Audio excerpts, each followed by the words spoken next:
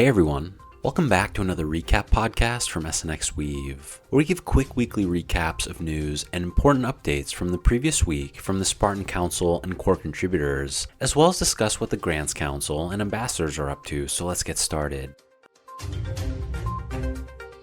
The priorities remain the same for the core contributors, and as far as current progress goes, SIP 255 implementation is underway and expected to finish this month. As a reminder, this SIP proposes burning fees collected by the fee pool instead of allowing them to claim the fees and have it transferred to them. Once this SIP goes to audit, the debt migration SIP will follow. But the auditors are pretty busy with V3 right now, so the timeline for the completion of these is still likely a few weeks away. Speaking of V3, minor feedback has been rolling in from the auditors, but the full report isn't expected to be ready until the end of January or early February.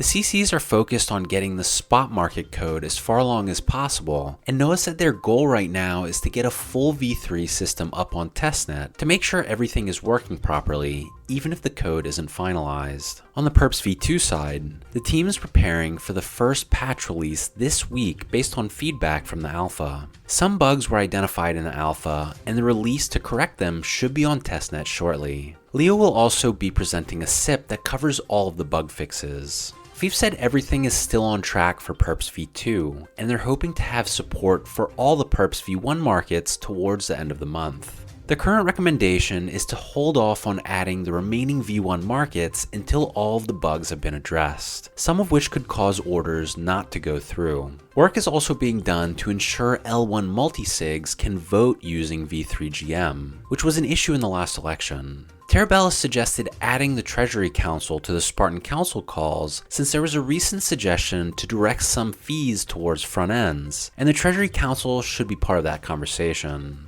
Lastly, Cavalier suggested putting together a roadmap for the year that is Spartan Council endorsed so that everyone is on the same page. This roadmap can help the Spartan Council and core contributors agree on many of the priorities for the year ahead of time so there's no confusion on direction.